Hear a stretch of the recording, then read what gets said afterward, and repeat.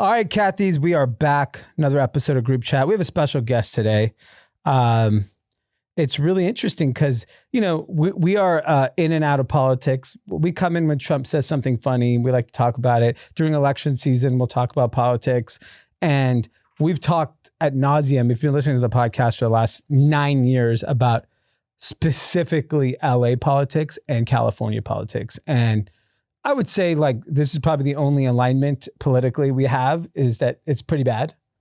You mean me, you, and drama? Yes. Yeah. Politically, that's like the only time we've been aligned. Yeah. Is that whatever's happened in California and LA politically is pretty bad. Probably on the wrong trajectory. Yeah, wrong trajectory. So a few weeks ago, a friend of ours, Paris, introduced me to Ethan Agarwal, who is running for governor of California. Governor of California. Wow. Welcome. Thank you. Thanks for having me. Right before we first met, I looked you up and you look like you sold a business. Looks like you have some money. Why the fuck do you want to do this? I sold 2 businesses. Oh, so you're really rich. You can only imagine. No. It's, yeah, well, look, I don't think having money or not having money should factor into this kind of decision. I'm running because you said it, man. The place is a mess. And I have 2 little kids. I have 2 boys. And, you want to make the world better than it is for yourself. You want to make it better for your kids, right? And I grew up in California. And in the 90s, California was amazing. Awesome. It was incredible. And everyone was moving here. And it was the place to be. I remember when I went to college, I went to Baltimore. And, you meet your sort of... Baltimore means what? Johns Hopkins. Okay, there you go. Okay. I hate the city. That's a big pet peeve over here. People say I went to school in Boston. I went to school. I wasn't doing the Harvard thing. I wasn't doing the Harvard thing. I was actually trying to do the opposite, which is not mention it. Not that Baltimore. Anyway, I wasn't doing the Harvard thing. To be clear, I didn't go outside Boston or whatever the fuck they. Can I curse on this podcast? As much as you want. Okay. Anyway, I was at school at Johns Hopkins and, you meet your dorm and we're all sitting around and talking and everyone's like, where are you from? Where are you from? And someone's like, oh, I'm from Delaware. And we all make fun of it. And I said, I'm from California. And it was like, oh, he's from California. Yeah. That's cool. That's not the case anymore. Now it's like, oh, you're from California. Isn't your state on fire? Or aren't there homeless people shooting meth everywhere? Yeah. And they're kind of right about that. Yeah. 100%. And so that pisses me off because this is a high potential place. So I kind of want to fix it. I mean, just to add to what you're saying, my friends, I went to a school in South Central, and so which has a lot of international folks that come to USC, and they think we're on fire. Not just literally, but they think, can you go to the grocery store? Can you go? They actually believe it. It's not a totally unrealistic thing to say. Yeah. I mean, you go to Walgreens, fucking deodorant for $5 is locked up behind a screen. Yeah. Deodorant's 10, by the way, now. Oh, my bad. You wear fancy deodorant. I wear regular deodorant. Lexard spray. It's $9.95. So organic's 20? Because that's a whole big thing. Forget it. You got to sell 2 companies to have organic. The Erewhon deodorant is $30. Yeah. No, but why is deodorant behind a lock screen at Walgreens? Right? It's ridiculous. Yeah. So your friends are kind of telling the truth. Yeah. It's kind of on fire. Where did you grow up in California? I grew up in a town called Los Gatos, which is an hour south of San Francisco. It's known because that's where Netflix started. Got it. Oh wow! And it's a random tiny suburban town with no real industry. So it's a total surprise that Netflix started there. But yeah. And then what did your parents do growing up? Well, so both my parents are from India. My dad was a professor at McGill in Montreal for a long time. I was born in Montreal. Okay. And then, just like every other California story, he started a company in 94. He moved the family out to the Bay Area. My parents grew up very, the story they always tell us is they had a queen bed, but they could only afford double size sheets. That's the life we grew up with. And, he came here and he did really well. And I was born on, basically second or third base. And so my job is to compound that. So I'm fully aware of all the sort of things, the gifts that I've been given. Yeah. But that's true of a lot of immigrants that come here. And I don't think that the best immigrants are going to come here anymore if we don't fix what's going on. And do you think, and I asked you this because when we met a few weeks ago, one of the things that when running for office that I think we have seen, because we've been kind of like lightly involved in California politics for a long time, is we've always felt that people are out of touch and they're not in touch with what's actually happening on the ground of these cities, of these communities. And, you know, when I asked you what high school you went to, you said Harker, which, what, top school in the country? Probably. Yeah. Yeah. Top 5? I went to the school in San Jose. Yeah. So I have a ton of friends who went to Harker, and after Paris told us about you, it sounds like we have a ton of mutual friends. Oh, really? Yes. Yeah. Oh, okay. Where'd you go to high school? Down here. Okay, in okay. the valley. Okay. It's not fancy. Yeah. Went to public school. Okay, sure. Just the valley. So, yeah. LAUSD. You can read the stats. But anyways, a lot of my friends know you. I think Neil Metha has I know him well. done stuff with you. Yeah, he had an event for me at his house. Yeah. Yeah. So, you know, I'm pretty familiar with San Francisco because a ton of my friends live up there. And I actually want to kind of pick your brain. I don't know where you're going go with for it. But so they're super bullish on Daniel Lurie, who's the new mayor, right? San Francisco. Of San Francisco. Yeah. And they, like all my tech friends, were very involved in raising money and doing events for him. And they think he's the shot to basically clean up San Francisco. Because I've been going to San Francisco once a month for the last 20 years. Yeah. And, you know, I've seen the rise, and then I saw fall. Yeah, the fall. And then now it seems a little better. What is he doing that LA is not doing? Because everyone's so bullish on this guy. And I know Bass has only been involved for 2 years, I think, at this point. Yeah. And we were Caruso supporters. Yeah. And I know everyone thinks Lurie's like the magic pill in San Francisco. Yeah. What do you think he's doing that's getting everyone excited?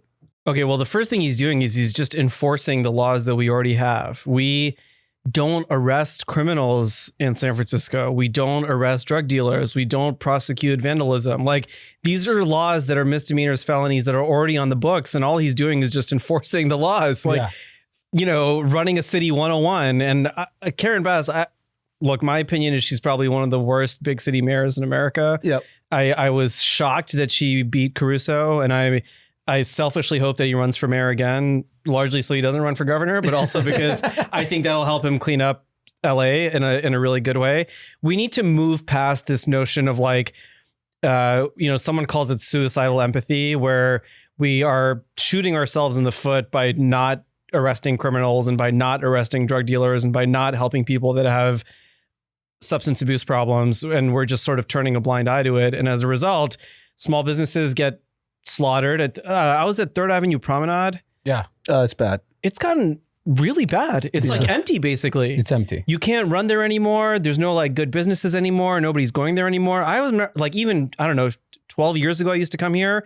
3rd Avenue Promenade was awesome. Yeah. And like Santa Monica Boulevard was awesome. And it's not anymore. It's like a bunch of empty storefronts and homeless people. Yeah. And it sucks as a community member, but it also sucks for the small businesses that are there. And I think literally just enforcing the laws on the books, saying that if you steal something, you're going to get arrested. If you deal drugs, you're going to get arrested. That's just like basic hygiene that any city mayor should be doing. So how at the governor level do you have impact on like city enforcements, right? Like, because is it what's happening now is Gavin Newsom really just doesn't give a shit about anything. So he's just like, do whatever you want. Karen Bass and previous mayor of San Francisco, like, we don't really care. Why isn't there any like enforcement from a higher there's ups? both. So there's a cultural thing and a legal thing. So culturally, it's set from the top. And he is now focused on running for president. And some would argue he's been focused on running for president for the last 8 years. Yeah. And so he is trying to not shake the boat, because the way that rock the boat, because the way that you run for president is you can't piss anyone off. Yeah. And so he's trying to not piss people off. Yep. And so he tells Bass, or before Lurie was this woman, London Breed, you do whatever you want to do, because he doesn't want to be telling these cities what to do. In reality, what he should be doing is probably declaring a state of emergency, saying that crime, homelessness, murder, et cetera, are through the roof and we're not doing anything about it. And so the Attorney General of California declares a state of emergency and says, hey, we're going to take over here and start fixing some of these problems. Yeah. They also need to enforce the laws that are already on the books, as we talked about. But also, like, it goes down to the DAs of these specific cities. Like, the DAs need to be empowered to say that, yeah, you are going to be supported if you send someone who's had 32 crimes already, commits a 33rd. Should we really be letting them back on the street later that afternoon? Probably not, because they're probably going to commit a 34th. And the DAs don't feel empowered to do that. So that culture needs to be set from the top. And I think this whole democratic, I don't know what you want to call it, but soft on crime thing just doesn't work. What's the theory behind that? The theory behind it is that they're victims. And I don't disagree with some of that. The theory behind it is that marginalized communities, Black people, Hispanic people, poor people, have been discriminated against for decades. And as a result, it's not fair to arrest them for committing crimes because they're just trying to survive in the world that has been strict to them. So did you listen to Elon on Rogan? He's been there like 4 times. Yeah, I've listened to all of them. Like 3 weeks ago, I think he was on. Yeah. So it's really tough to fact check Elon because he says like 1,000 opinions in 3 hours. But he made the claim on Rogan, his last appearance, that the nonprofits. Yes, this is 100% right. Go ahead. You would know more than I would. So I just heard it on it and I was like, is this true? So he says the nonprofits in these like places where there's a lot of high ODs, drug dealers, they keep the drug dealers on premise, meaning their region of 5-6 blocks, because they get aid when the drug dealers are giving drugs to get the homeless people on fentanyl, and then they need the treatment, and then they're siphoning off the money from the aid. Is that true or false? This is 100% true, and it's super messed up. Okay, Can I talk about this for 1 second? Yeah. Okay, in San Francisco and in LA and in Oakland, there's basically what I would call like the homeless industrial complex. And what these cities... That's what he said. Is that what he calls military industrial complex, okay, right? So what these cities have decided, and I don't know exactly why, but what these cities have decided is that they are not going to solve homelessness. Instead, they're going to donate the money that they've been allocated for homelessness by the state government to a nonprofit. And the nonprofit's job is to then go and solve homelessness. The problem is there's no incentive for the nonprofit to solve homelessness because if they do, their money is going to dry up. Yep. And the people that work in these nonprofits are not doing it to help. They're doing it because they're making $200,000-$300,000, which is like a pretty good salary to it's a great salary. Largely do nothing, right? And so I'll give you a perfect example. In Oakland, there's a problem with dumping trash. So you know how like there's 1-800-JUNK, but then there's all these smaller trucks that are like, we'll clean up your trash for you or whatever, right? So they come in, they pick up your junk, and then now they just dump it on the streets of like random parts of Oakland. Okay, so this is a problem. So the city of Oakland says we're going to solve the problem. So what they do is they give, I think the grant recently was like $1.3 million to this organization whose job it is to go clean up the trash. Never mind the fact that the guy that runs this is married to one of the city councilmen of Oakland, but leave that aside for 1 second. There's another group called Urban Compassion Project. You should look these guys up. They're super legit, UCP. It's run by this woman named Supriya and this guy who's formerly incarcerated. They're really, really good. They actually go and clean up trash. They don't receive any money from the city. And they just get volunteers and go clean things up.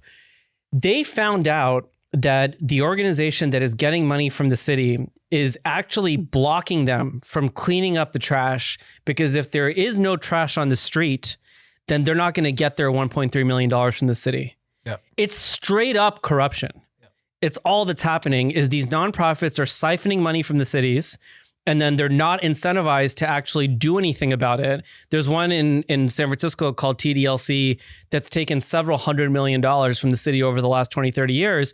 And their job is to get homeless people off the streets. And there's no reporting. There's no accountability. There's no measurements. It's just like, here's a bunch of money, go and solve the problem. And, you know, guys like us, we say, oh, like a nonprofit that's helping homeless people. That sounds great. I would love for my tax dollars to go there, but it's become completely corrupt, for lack of a better term. And that's why the money that we're spending on homelessness goes up and the amount of homeless people go up. Yeah. The inverse should be happening. Yeah. And I guess when you think about like the focus of like how you're running, there's obviously so many things to address in California, like any state. What do you kind of want to focus your time and energy on? 3 things: housing, energy, education. So let's start with housing. Okay. We've been told by plenty of real estate people that it's impossible to build in the city of Los Angeles. Yeah. How do you solve that? Yeah. Just to set the table, Elon, going back to him for 1 second, whatever you think of the guy, Tesla is a company based in California. He wanted to build Gigafactory. He ended up going to Texas. That's 22,000 blue collar, 6-figure factory jobs that went to Texas that should have been in California. Yeah. Wow. DoorDash, we all use, started at Stanford, $150 billion company based in California, employs thousands of people. They wanted to launch this new autonomous delivery vehicle thing, and they applied for a permit to get it reviewed in California. Not only did the permit not get approved, it didn't even get a review. So they went to Arizona. They opened up an R&D center, 300 6-figure jobs in Arizona when the company is based in California. Yeah. So jobs are leaving because you can't build shit here, to your point. Okay, how do you solve that problem? There's 2 big problems. One, just to nerd out a little bit, there's something called CEQA, the California Environmental Quality Act. This was passed in the 70s when Reagan was governor, before we had like a lot of other stringent environmental regulation. And it's, in theory, it's a good thing. Okay, it prevents California environmental quality. But actually what's happening is it's being used as a tool of extortion by NIMBY groups, by environmentalists to stop anything from getting done. So I'll give you 2 ridiculous examples. One is this high-speed rail that right now is basically just like a thought in all of our minds.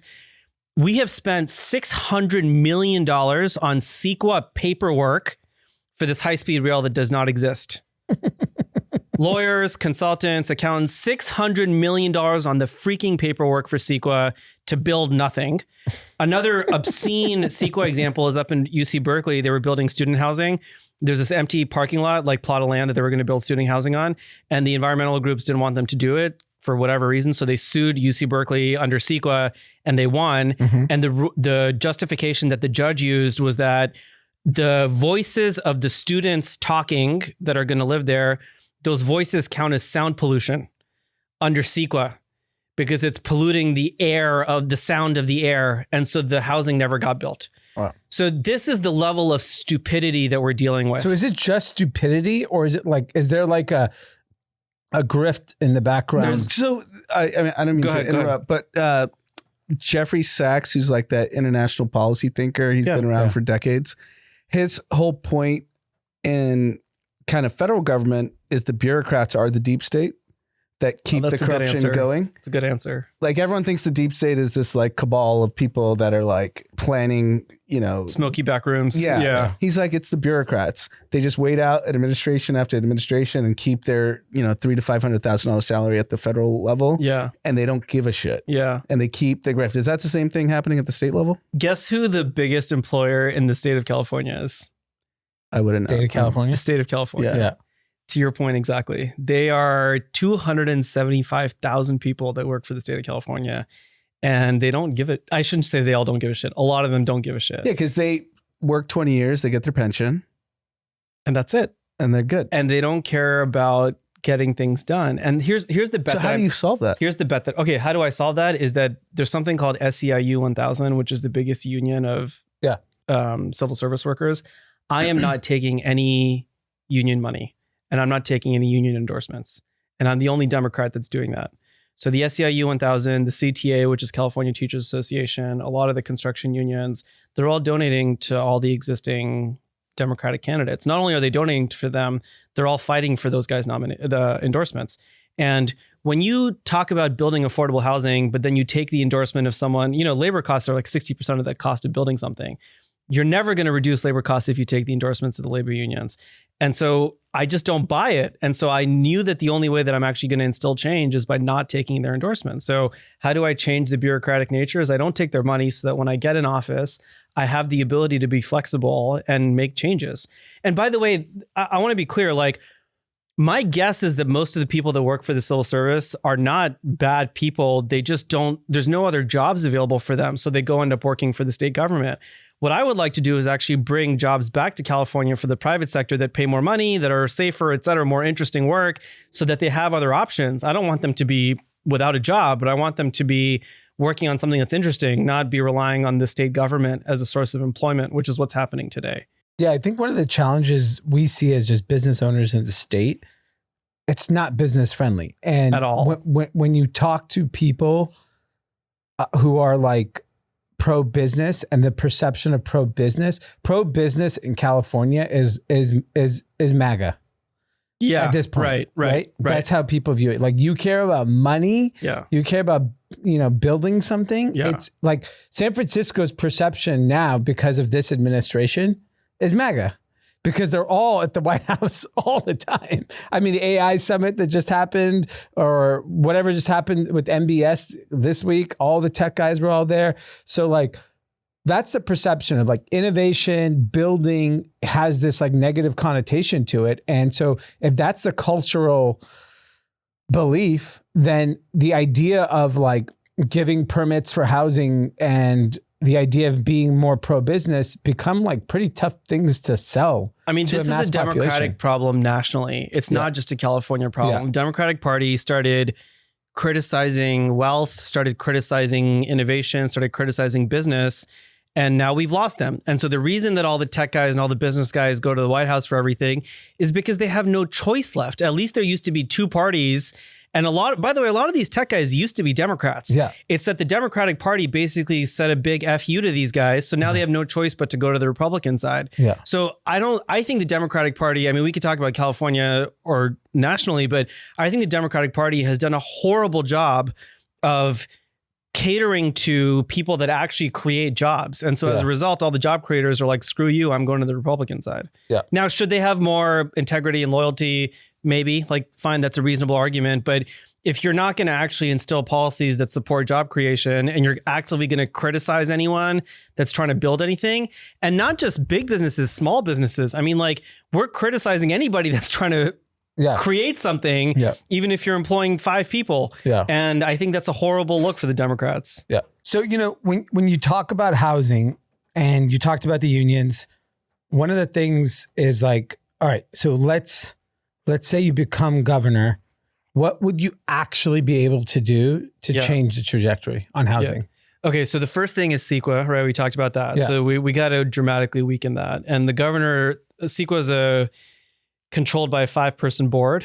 Each have 5-year rotating terms. So the governor can actually appoint people to that. So you weaken the enforcement of it. So that's a very tactical thing the governor can do. Yeah.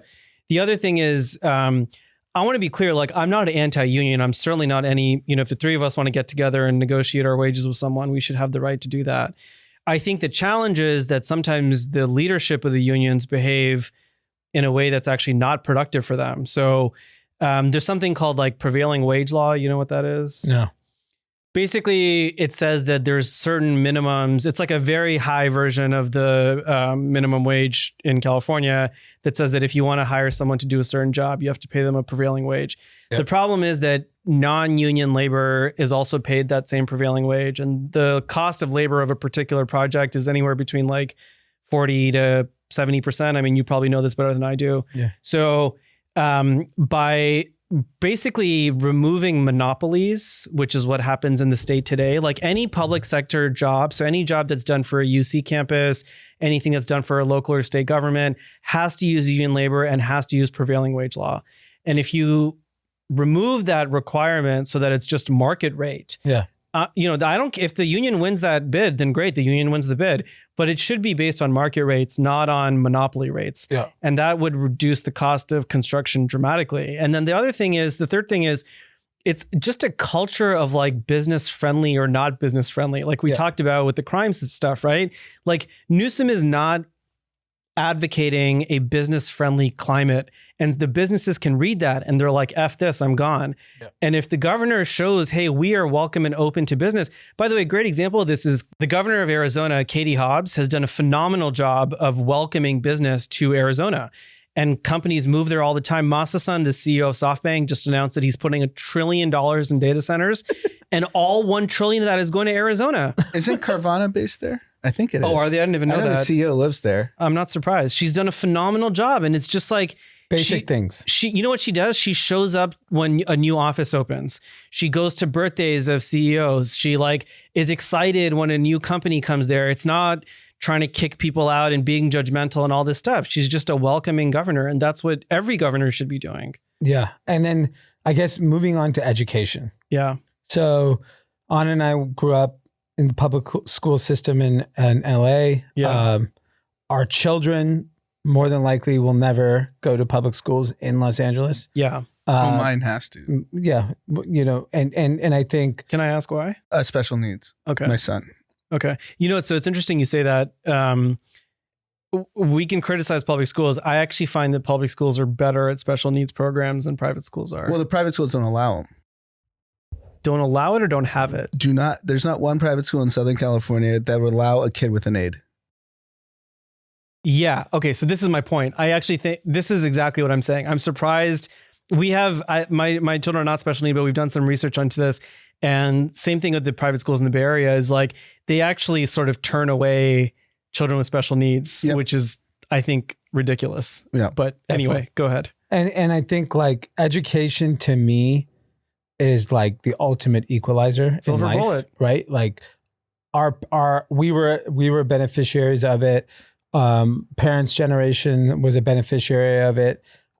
There continues to be tons of kids that get out of, unfortunate circumstances because of education. Yeah. And, I had this vision of sending my kids to public school. I grew up in LA going to public school. I was like, it was an incredible experience.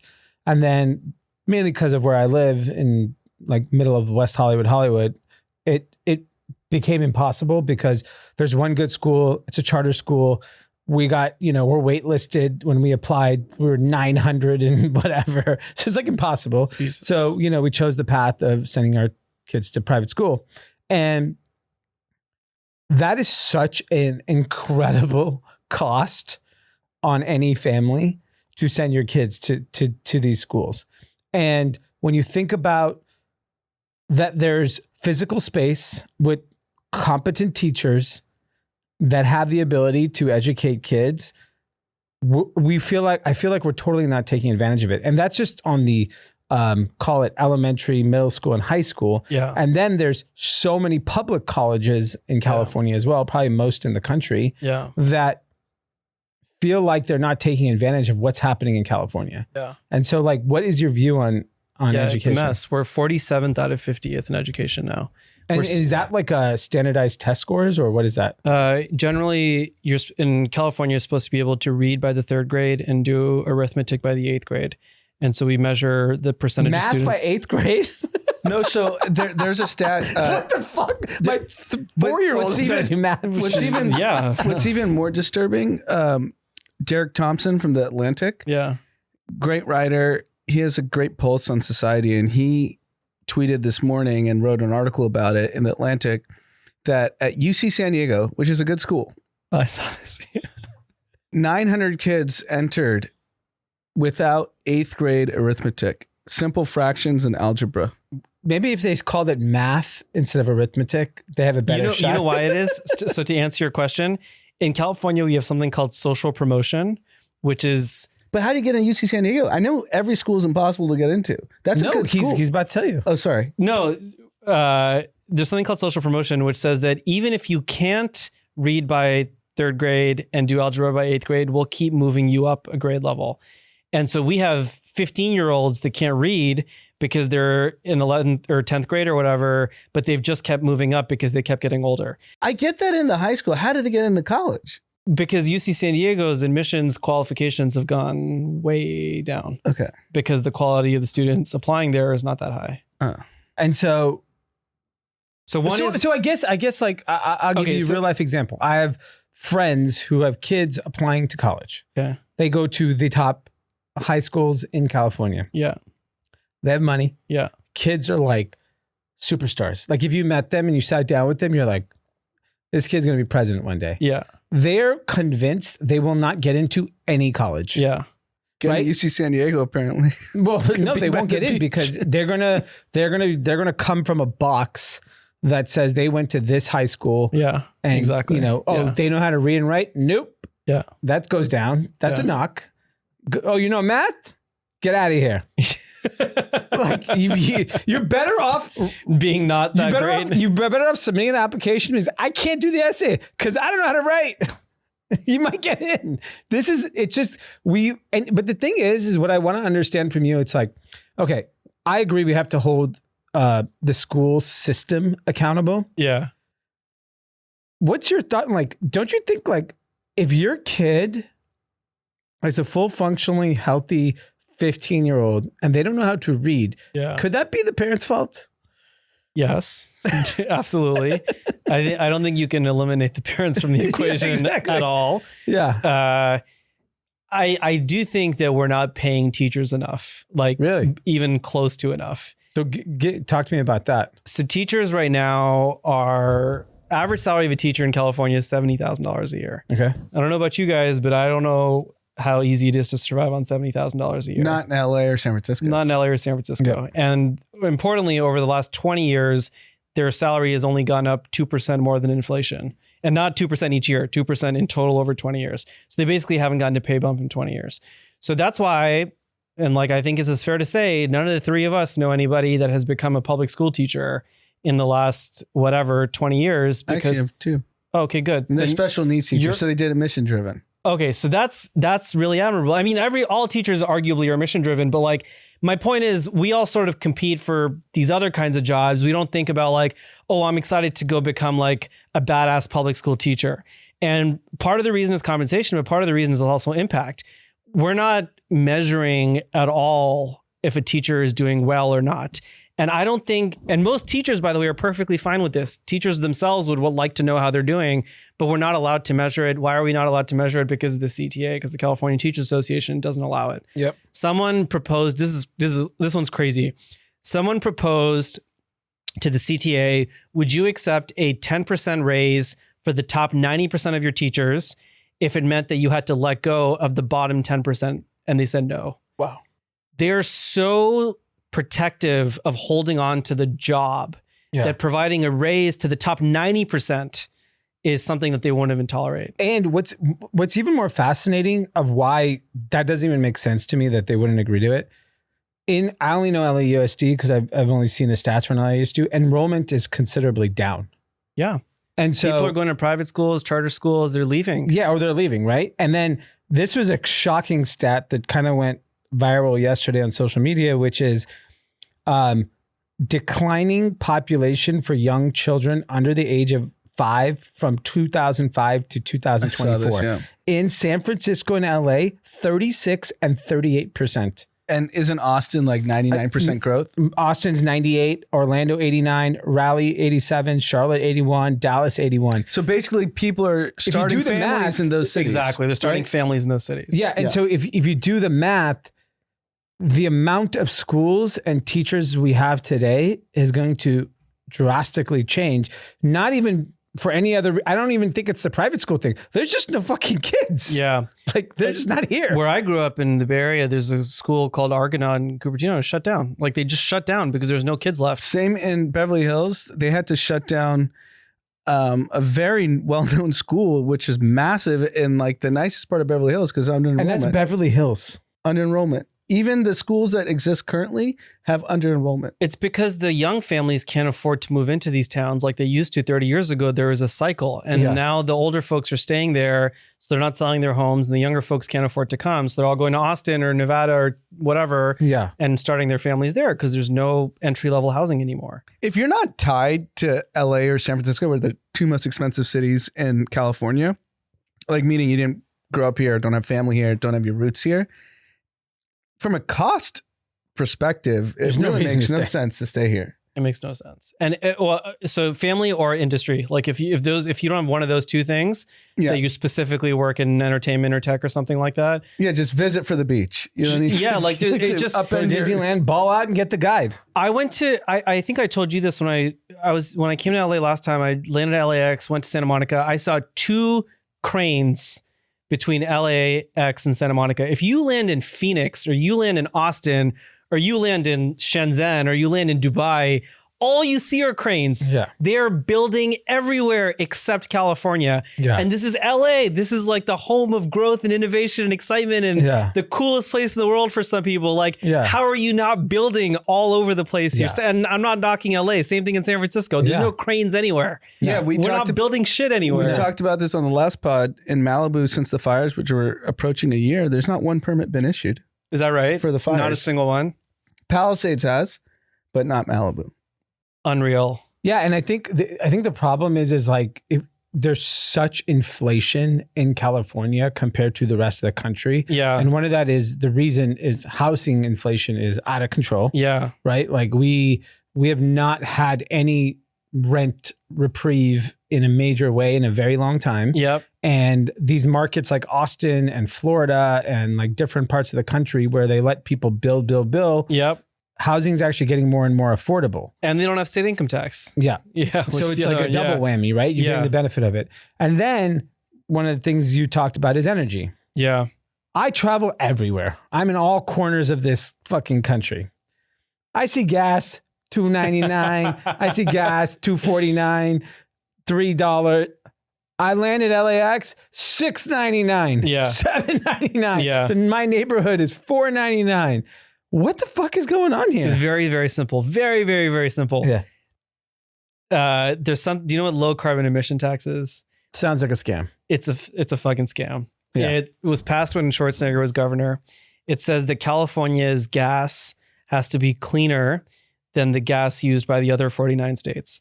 And as a result, we add about $1.10 per gallon for this low carbon emissions tax.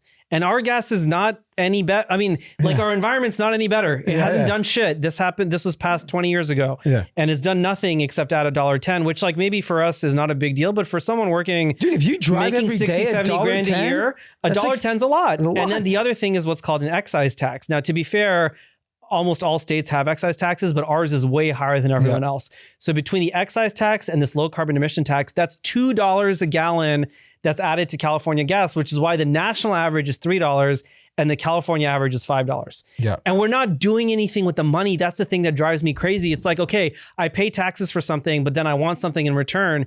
Am I getting better roads and infrastructure and environment and everything because of these extra $2 I'm spending? Absolutely not. So, and one other thing I'll say about this that's interesting, bacon in California is 30% more expensive than it is in Arizona. Wow. The only reason for that is because the more expensive gas, because the food that we eat travels from the farm to the distribution center, to the grocery store, to our house. And all of that is done on either a diesel truck or a consumer truck. And that gas is 40% more expensive. So the cost of the food is then 30% more expensive downstream. Wow. So why is food in California so expensive? Because gas is so expensive. Why is gas so expensive? Because the government puts these bullshit fees on top that don't actually do anything. So is there a world where you can repeal that? Yes, 100%. You can repeal the low carbon emissions tax. In fact, the guy that wrote it now agrees that it should be repealed. Yeah. It's that bad. That's insane. So can you walk us through I actually don't even know the answer. So for anyone like me, you're governor, you have these visions of how these things need to be repealed. What's the next process? Goes through state assembly, or where does Some it of go? them are unilateral. Or can you do executive orders like Trump just keep signing? So the CEQA thing where I changed the board, that's individually done by the governor. Wow. What else can you do Trump style? Well, look, Nathan Hochman, who's a DA out here in LA, he came on the pod and he said there was like numerous things he could do on day one. Yeah. I was going to say, actually, executive order is actually good. Like there's cases where you should just do it yourself. And if you've been like, my plan with my candidacy is I'm being very open about everything that I believe and everything that I'm going to do.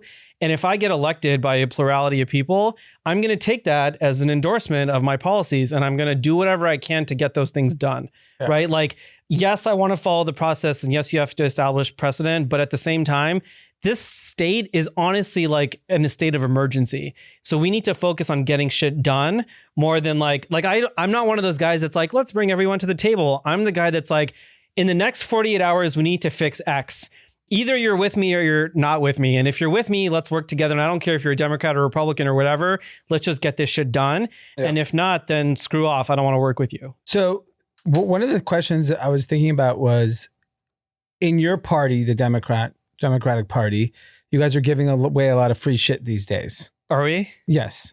Or at least you're promising. You're talking about Mamdani, right? The socialist with a smile is what I call him. And so I think like if you think about the party itself, like I see, I don't know who is announced, but when you see like the names being tossed around, it's Antonio Villagrosa, it's Porter, Kamala Harris, it's just like maybe and then a hedge Caruso. fund guy I saw announced today. Tom Steyer. Yeah. What fund was he from? Farallon Capital. Oh, that's a big one. Yeah, $20 billion. He's a billionaire. Yeah.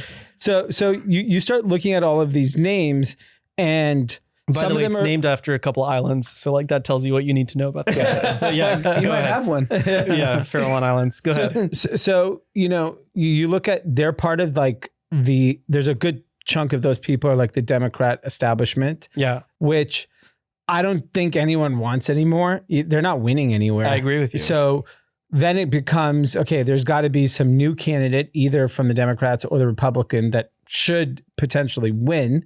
And the only real great example of that in a major way has been Mamdani, Yeah, which he is like made for TikTok, yeah, charming guy, good content, yeah, and then promised a lot of stuff yeah. that it doesn't even matter if you deliver. You just have to say it. Yeah, because even Eric Trump, who you can imagine has the exact opposite policies in his mind, he's like, the guy's an excellent politician. Yeah. He was giving him credit. He goes, I don't believe in anything he says, but he's like, I bet fucking you talented if politician. Trump and Mamdani got together, they would have the best time. Because they're like, these motherfuckers, idiots are believing everything we say. So like, how do you like cut above that noise? Because like, look, all your policies make sense. They're rational in thinking. Yeah. But politics is TikTok. Yeah. It's I not, agree with you. it's not, it's like, look who's getting elected. Yeah. Mamdani and Trump, that's who's running our country. Yeah. It's not the best and brightest. Yeah, I mean, he had in Arizona, the Nelk Boys do his stump speech intro. Yeah. Trump did. I don't know who that is. So Nelk Boys are like probably the most famous sub 30-year-old TikTok kids. yeah, they're podcasters and TikTok kids. but like they have that drink Surprised I Happy don't know Dad. them. Okay. They're huge. Happy Dad. They're They at have- every UFC match with Dana White. Okay. Yeah. Okay. They're in that world. But Okay. Yeah, so like just thinking through that, like how do you? he had Barron Trump, to be fair, tell him who the young kids are. Okay. And Yeah. Barron was feeding him all these podcasters and he went on the whole circuit. Yeah, and I think so. Like from your perspective, from a strategy standpoint, Yeah. and you could share what you want, but I think it's pretty interesting to see like, okay, you're basically a year out. Yeah. Right. And you got the thing about politics is like, it's like Labubus. You can become hot in like 3 weeks.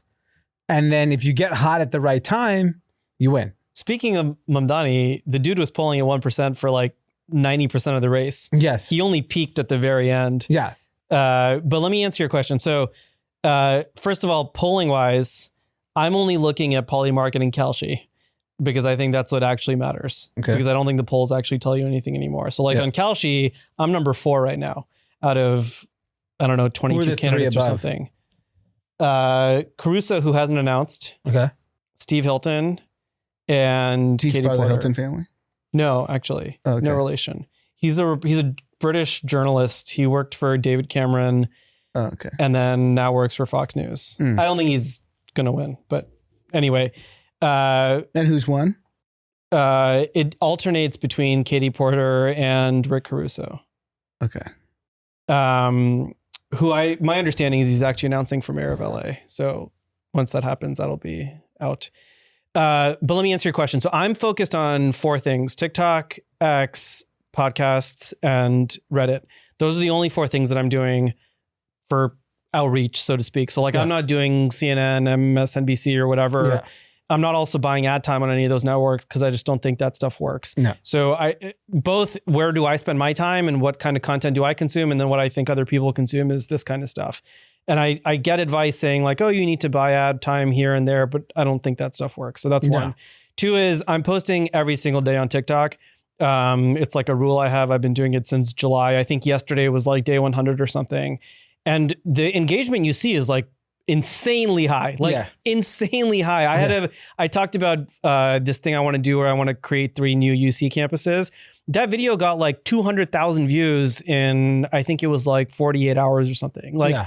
Just literally 2 days ago, I posted something about firefighter compensation in Palo Alto and it got 25,000 views in like 24 hours. Yeah, you're not getting that in an ad. You're not getting that. And this is organic. I spent nothing. This was me talking to a camera for 30 seconds and it sort of blew up, right? Yeah. So that is the only way that this is going to work. And I think the candidate that realizes that is going to win, and the one that isn't. And your reach here is probably more than what MSNBC gets in a night, right? Like it's going to be dramatically more interesting. And I get 60 minutes talking to you guys, and it's actually fun as opposed to like wearing a bunch of makeup and talking in sound bites and whatever, which is what I would be doing on TV. So I think this is not the future, it's the current. Like this is what's happening. Yeah. And I think the candidates that are focused on the old school stuff are not going to work. The other thing is they're all fighting each other on those older networks. Like the median age of the other candidates is 64. Yep. So they're all fighting for the same ad time and the same cable news coverage. Meanwhile, I'm enjoying sort of this part of the dialogue, which is much more interesting. I have an insane campaign strategy. Go for it. If he's prefacing it with insane, it must be ridiculous. I'm excited. No, it's not. It's not ridiculous. I'm super excited. Because his base case is insane. So if he's going to say, I'm super excited for this. I'll tell you where it comes from. So I was with in my business, someone that is in the collectible space. Okay. Big seller, hundreds of millions of dollars in the collectible space. This is like 4 or 5 months ago. We're at his warehouse. And he's got everything, every like Funko Pop of every whatever. And he goes, part of my strategy is like, when you hear like, oh, Terry Bradshaw got cancer, I go buy up all the Terry Bradshaw shit and then wait for him to die. Oh my God. And terrible. I was like, whoa. It's like the end of life insurance. Yeah, and this is a dark shit. So here's my strategy for you. Oh God, now where are you going with this? So the inspiration for this strategy is Spencer Pratt. Okay. He's a genius. Okay, there we go. We're on the same page here. There's something, unfortunately. Wasn't he running at one point? No. He just because just the fires got the attention. Yeah. And now he's like a national figure in this fire rebuild. Good for him. And so when I think about, it's fucked up to say, but between now and November, something bad's going to happen in California. Yeah. And you got to be all over it as the voice of like why this happened and how to prevent it in the future. Maybe it's a fire, maybe it's earthquake, maybe it's a God knows what, something happens. And like, it's morbid to even think that that's the strategy, but like, what's the line? It's like, never let a tragedy go to waste or something. Yeah. Some line like that, right? Yeah. I mean, like, and it's true. And unfortunately in politics, like that's how you get fame, right? Yeah. That's how people recognize you is because I can remember the moments when politicians I can remember the moment Rudy Giuliani became Rudy Giuliani. Well, it was after 9/11. I mean, after 9/11, which gave George Bush the free reign to get in all these wars, was that one speech above the rubble. Yeah. Where he said, I hear you. Yeah. And they're going to hear us. Yeah. And then they're like, here's $3 trillion and kill a bunch of people. Yeah. But like, guess what? Got him reelected, right? I know it did. So my point is that like something's going to happen because we want change when tragedy happens, right? Only when it affects you do you wake up one day and be like, I want change. And that was what made me become way more conservative when I couldn't walk outside my house. Yeah. I can't walk my kids out at night. Can't go anywhere. The store across the street doesn't have anything. Everything's locked up. And I was like, fuck this. I'm over all this shit. My champagne socialism is over. And now I'm moving on to a more conservative point of view. So, and this is a part of the reason why I've become red pilled. In our WhatsApp chat 3 weeks ago for the neighborhood, someone's like, hey, there's someone with a drone on the street. I don't think they're in the neighborhood. And everyone's like, who is it? Who is it? Whatever. Call the police. The police like, if you don't get us a license plate, I can't stop the guy from flying a drone. I'm sorry. The old lady gets the license plate. LAPD runs it, tracks it down. Chilean gang. Yeah. They use the drones to look at the entrance points of your houses. So they were in people's backyards looking at, are these doors open? Are these things happening? And this is the middle of the day during the week at 2:30. that is like how emboldened people and they know it's a Chilean gang. Yes. And so the LAPD was like, great. So they tracked it down and like realized that like it was connected to it. And I think those are the things to me, like, you know, the amount of people in LA that we know that have been robbed is insane. Yeah. I don't know what it's like up north. In LA, you can't go to dinner with 5 different people that hasn't had a break-in. Really? Amongst our friends. We're not talking like And randoms. this is when everyone has like security systems and all that stuff. Unreal. Yeah. It's unreal. Not one. Yeah. And you know what the real problem is? Like, it's one thing, okay, you get, this is a small business problem, is one thing you get broken into, they don't recover the goods, but they know that they're not going to catch the criminals. So there's no deterrent. What you actually need is a deterrent. The criminals need to think that if I do this thing, there's a high likelihood I'm going to get caught. And then I won't do that thing. Yeah, of course. But if the criminal's thinking is I'm going to do this thing and there's a high likelihood I'm not going to get caught, then they're going to do the thing, right? Yeah, why so not? like they know that the cops are never going to catch them, and if they do, the judge is going to put them back out on the street. And the gangs have 2 days later. The gangs have gotten smart. They send 16 and 17-year-old kids through the robberies because juvie, they get released immediately. Oh, I didn't even know that. Yeah. So the crime boss is obviously older. They're sending the kids to go do the robbery because they're like, even if you get caught, you're going to get released. I mean, Just there's go do it. articles in local papers around crime tourism. In San Francisco, we have something called drug tourism. Yeah. Where I talk to some of these people on like Market Street and stuff. They come from Portland and other cities, and I'm like, "What are you doing here?" And they're like, "Well, one, I don't know this, but apparently the meth is better, whatever that means. But two is they know that in San Francisco, you're not going to get arrested. You're going to be given money as like a drug user. It's like they're coming to San Francisco because it's like a great drug town. What the fuck? Like this is the kind of disincentive we need, right? We need to actually be spreading the message that San Francisco is not a good drug town. If you come here, you're going to get arrested. You're going to get kicked out in a one-way bus pass back to wherever you came from. Like that's the message that needs to be sent as a deterrent for people not even thinking about coming here or not even thinking about committing crimes. Yeah. I wanted to ask you, we can get into more policy, but given your background, clearly successful, you said you sold 2 businesses, and given that you went to that school in San Jose for high school, I know that cohort of kids, they've all done really well for themselves. Why'd you want to go into politics? Because I think that's the biggest lacking thing in American politics. Yeah. Can't speak to other countries. Smart people don't go in. Like people like you normally don't enter politics.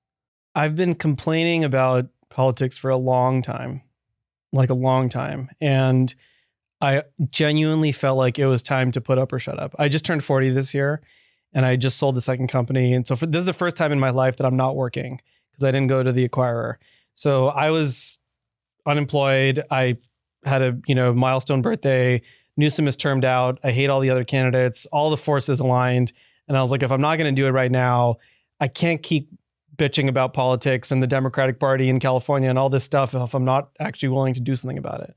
So this is me, putting my money where my mouth is. Yeah. Because there's not a lot of upside.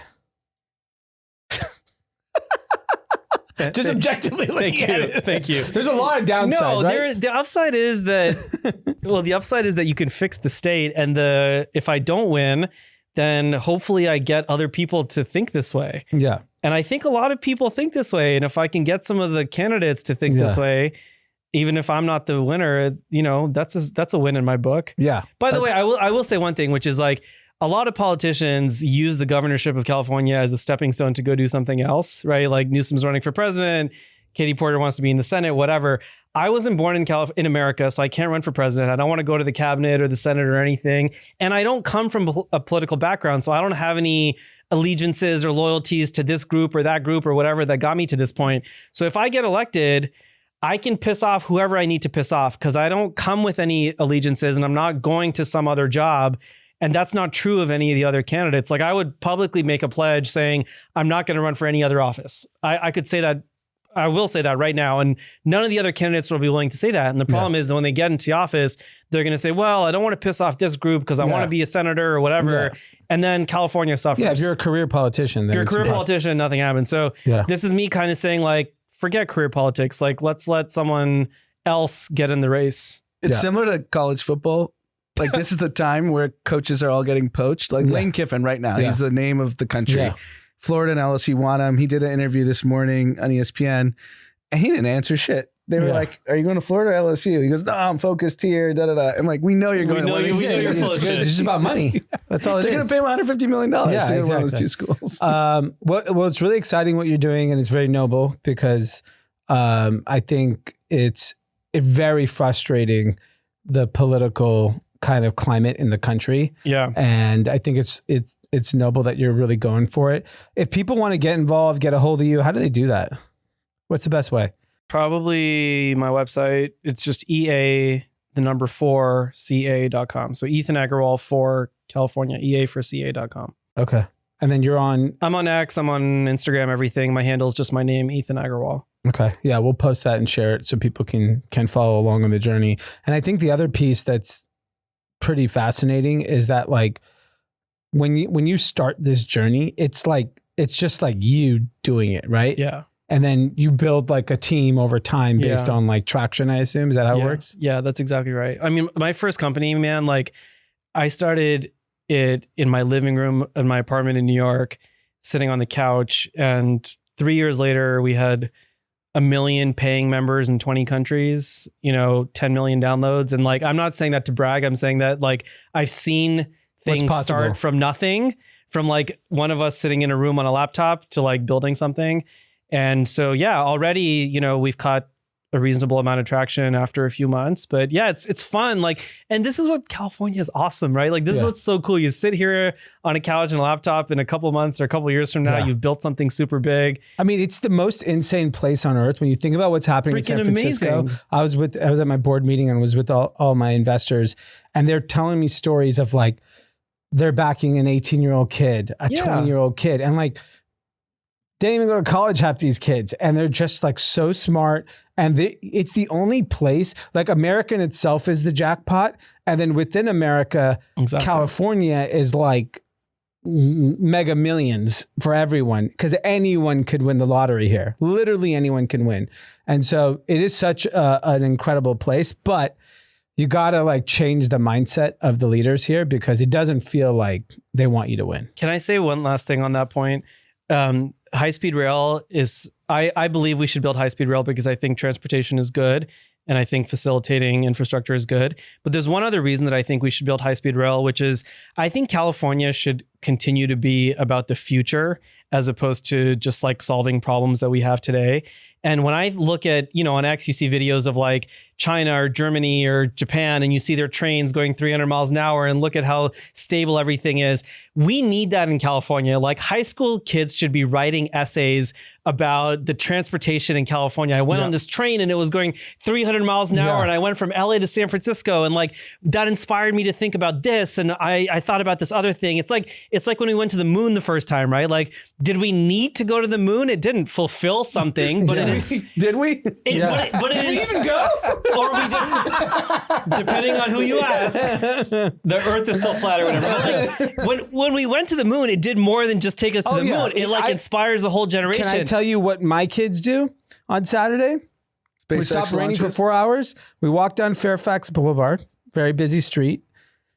My kids, for 4 blocks, counted how much poop there was. See, and I want your kids. They're like 1 poop, 2 poop, 3 poop, 4 poop. By time, I'm not even joking. We walked 3 or 4 blocks, 24 poops. Yeah, your kids should be. Is that human or dog? I mean, it's both. Your kids should be like counting how many centimeters off the ground this train that's flying at 300 miles an hour should be floating. I'll give that's what's exciting. We're counting poop. My almost 4-year-old daughter counts how many Waymos she sees. That's cool. Yeah. That's very cool. She's like, there's no one driving. That's very, very cool. I have a 4-year-old also. Same thing. For some reason, they've decided that our house is a parking lot.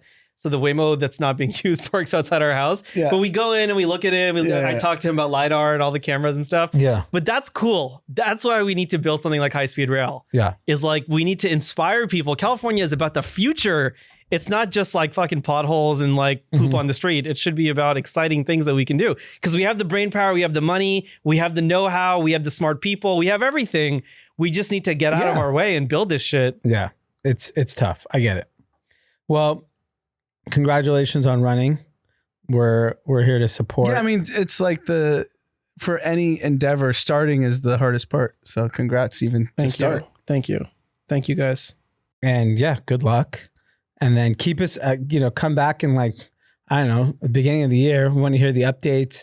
I'm sure you'll start meeting some interesting people. I've met some amazing people. Yeah, maybe I want to know how the elite, how they corner you, what favors you have to do that you have to.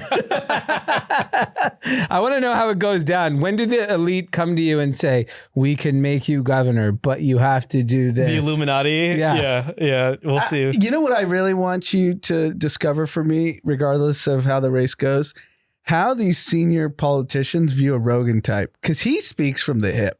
Whether you agree with them or not, he's trying to expose fraud, corruption across all government agencies, and he's coming for everyone's throat. You know what the real fear of Rogan is?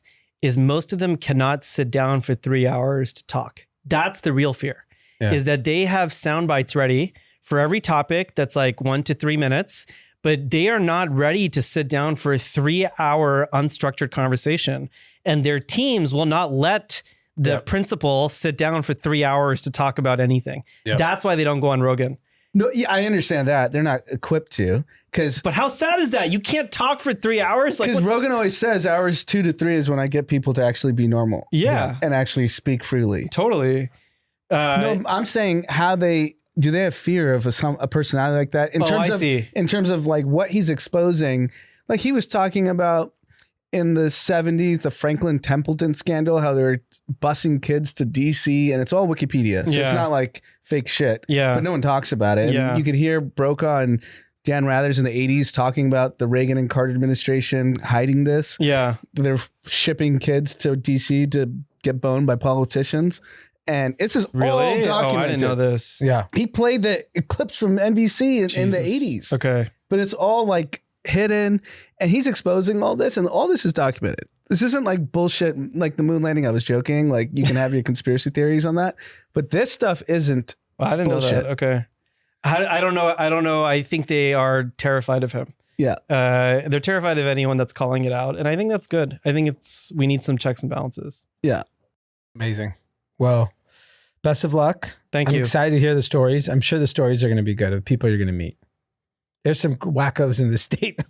There's some wackos. There's some incredible people. Yeah. I've been super grateful so far at how cool everyone's been. I haven't met all those people, but I've met the wackos. All right. Thanks a lot, you guys. I really appreciate it.